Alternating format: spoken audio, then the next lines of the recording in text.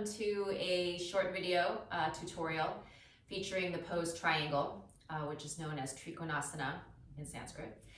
And let's get to it.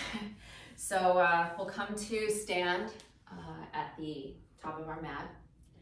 And we'll just start taking a couple of breaths in and out of the nose. I just like to kind of just allow us to kind of gather ourselves, building a little awareness as we get ready for this triangle pose.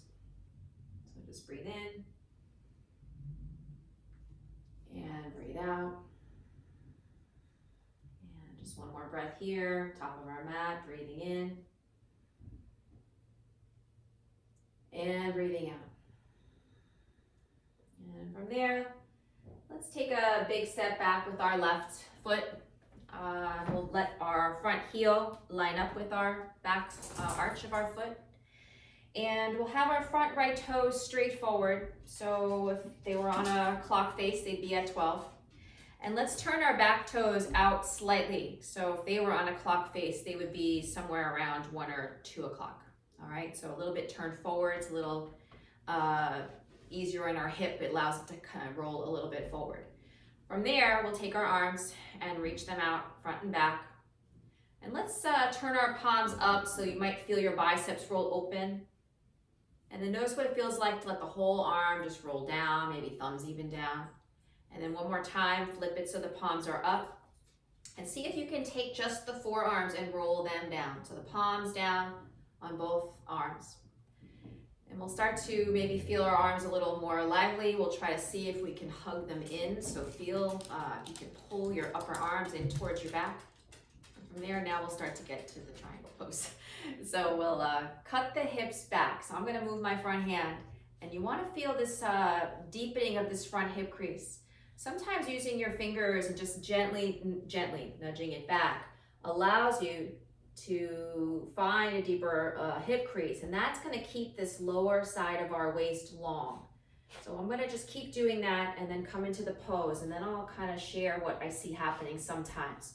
So as you can see, right, we cut the hip back, and then I just let this front hand drop wherever it goes. And the reason for that is we're trying to keep both sides of our waist kind of even.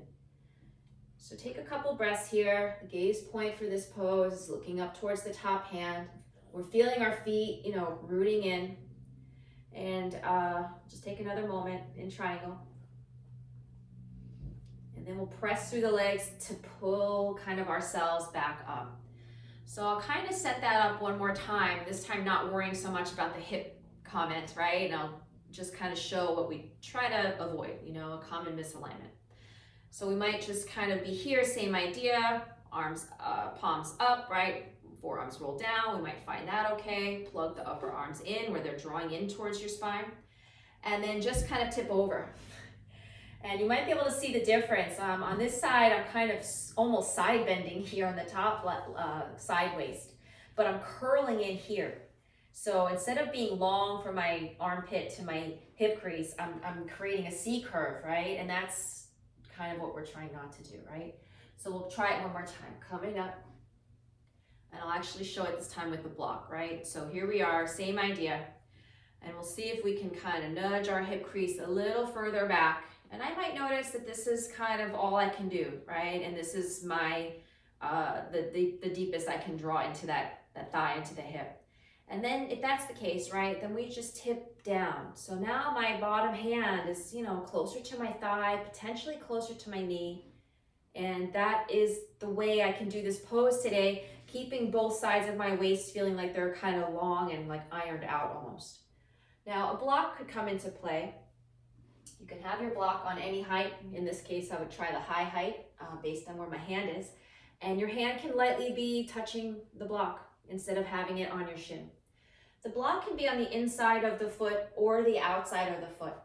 I would say go with whatever allows you to feel like you're opening, right? And feeling kind of even. So if we look down, we see our torso right over our leg instead of maybe feeling our chest forward as I'm showing now with my hips back.